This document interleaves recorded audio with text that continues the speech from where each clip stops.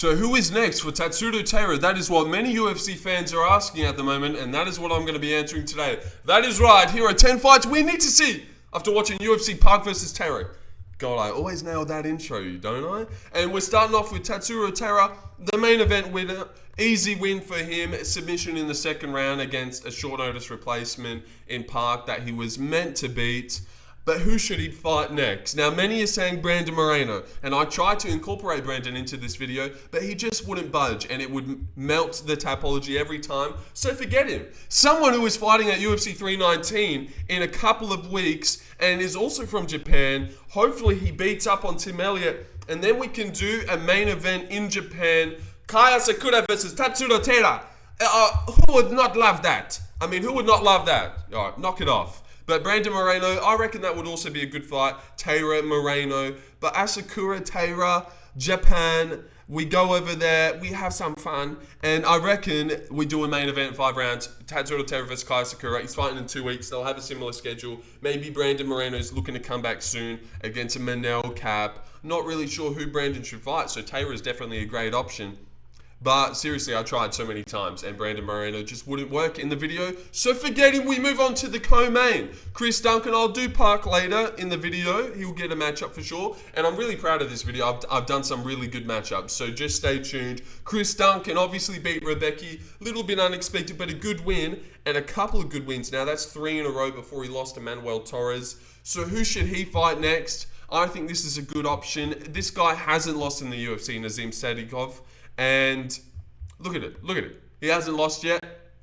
And whoever wins out of Chris Duncan versus Naz Sadikov definitely deserved like a ranked opponent, like an Ignacio Bahamondes or something like that. Don't forget, Chris Duncan just lost to Manuel Torres. So I don't think he really deserves, not just lost to him, but he's lost to him. So I don't think he quite deserves a Bahamondes next. But this would be a banger if it got announced. You'd be like, oh, Duncan, Nazim. And this kind of seems the type of person that they give to Chris Duncan, like really good fighters. Like whoever, Rebecki and Vicenik. They give him these good guys. And there'd be no arguments to who deserves a ranked opponent, whoever wins out of these two. They'd be on a really good streak. Duncan would be on a great 4-fight win streak. Rebecki, Nazim, that'd be crazy.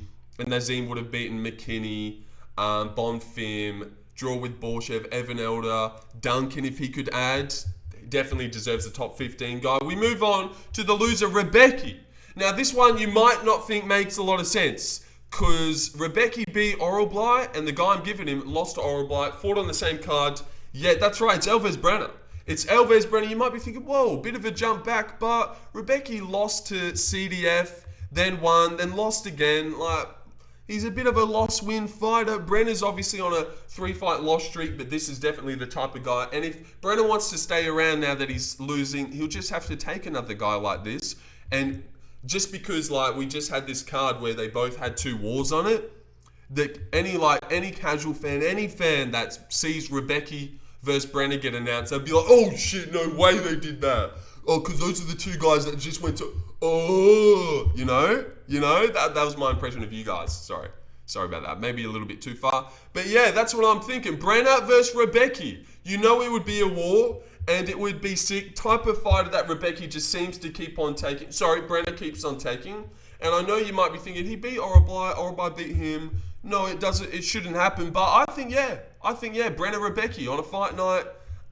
Crowded, pay-per-view, prelims. That sounds great. Esteban Ribovics beat Elves Brenner. Don't worry, I'm looking after Esteban Ribovics, and I'm giving him a good matchup. Well deserved. It makes sense. A bit of an old guy, but you can't argue that. Michael Johnson versus Esteban Ribovics kind of makes a lot of sense right now. Esteban's beaten Terrence McKinney. These guys are similar, not because they're black, but just because Michael Johnson versus Terrence McKinney, I think, are similar. And he's on a 3-fight win streak at the moment. You could also give Rebecki to Daniel Zellhuber. I think that could be a decent fight and a nice rebuild for both. But Michael Johnson's on a 3-fight win streak, which is crazy. Ribovics is only on a 1-fight win streak. Lost to Nasrat Kakpras, don't forget. So Michael Johnson versus Esteban Ribovics, this is a banger, and it's winnable for both. It's winnable for Michael Johnson, don't lie. He could win. Ribovics is open, and this will be a war as well. I like Esteban Ribovics versus Michael Johnson. And this one, I think, makes the most sense in the whole video. Neil Magny. just won against Alessio Zaleski dos Santos, and I think this just sticks out. I'm pretty sure Jake Matthews called him out earlier when he won a fight, and how have they not fought yet? It just seems like this is what we should do. They both beaten Phil Rowe, similar. They've been all the ways around each other, but never fought. Matthews versus Neil Magny. I know it's not quite the real hungry prospect coming up that they like to force to Magny, like a Dulatov or something. But I reckon this one makes a lot of sense, and you could just see it happening, and I like this one a lot. Jake Matthews versus Neil Magny needs to happen next. Don't you agree? Kevin Vallejos won. Kevin Vallejos won against Danny Silva. Didn't match up Danny Silva, but he's a good fighter. He deserves something good. But Kevin Vallejos, and this one I really like a lot as well. I think it makes a lot of sense. And you might be thinking, whoa, too much too soon. He's only 23, but this guy's super talented and skilled. I think we'd all pick him to beat this guy at this point. Dan Igue's on a bit of a slide. I think it's time for the Dan Ige test for Vallejos. I know he's only had 2 fights, and I know he's 23. Maybe we should build him up. But how long can we keep giving him guys like Julian Erosa or I can't think of anyone, but like guys that we just know he's definitely gonna beat. Danny Silva was a tough test. I reckon he definitely beats Dan Ige, and if he could knock out Dan Ige, it'd be sick. But it's time to get Vallejos closer to Gene Silva, closer to the top.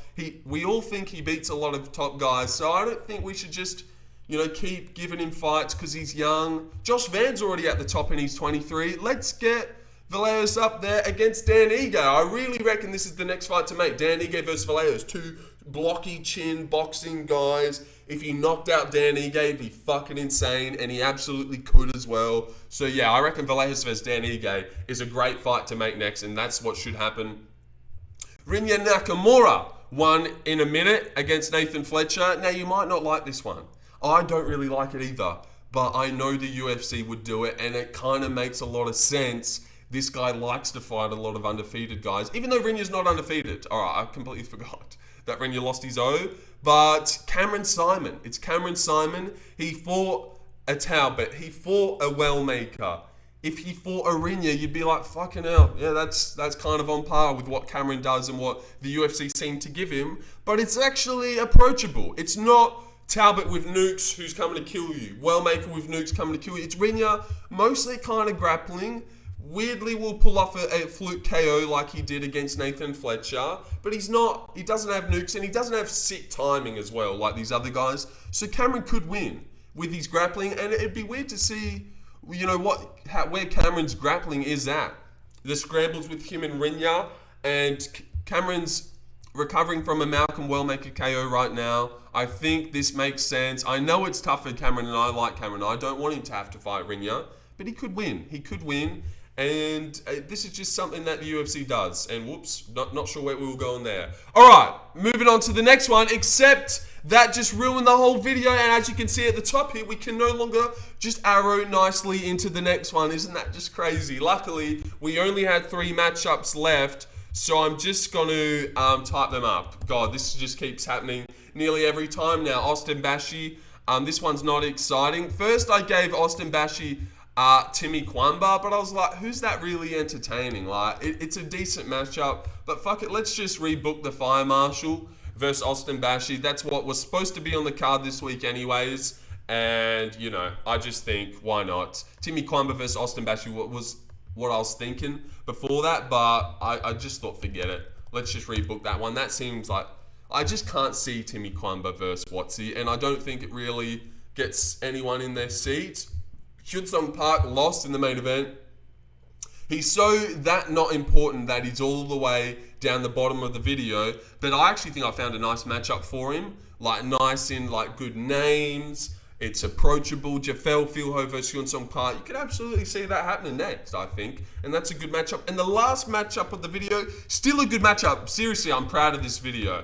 Although it fucking always seems to ruin with the Tapology thing. I can't just seamlessly go into the next one.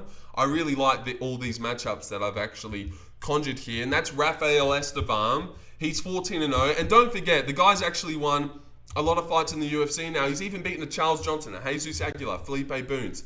He's only won 3 fights, but Charles Johnson, that's a good win. Was that his first fight in the UFC? Fucking hell. Crazy. I didn't know that was his debut, Charles Johnson, and he beat him. But I reckon this is who he should fight next. Now, I thought he had actually had 4 fights or something, so this doesn't make as much sense, but he's beaten Charles Johnson. Alex Perez versus Rafael Estevam, he just pulled out against Steve Erceg. Now, Steve's fighting Ode Osborne, so you know Alex is free, maybe recovering. Estevam versus Alex Perez, I think it's a good fight. And that's the video, and I really reckon I made some good matchups there. Taira Asakura, Taira Moreno though, either or, Park Philho, Duncan Nazim Sadikov, Rebecki Brenner, Ribovics, Michael Johnson, Neil Magny Matthews. I'm proud of that one. Vallejos Ige, Nakamura Simon, Bashi, Francis Marshall again, Perez versus Estevam. 10 fights we need to see next, and 10 bangers as well. I think I've done well there, and I'll leave you guys to it. 10 minutes of the best. Catch you later. And that's 10 fights we need to see next. Who's next for Tatsuro Taira? Shundayu.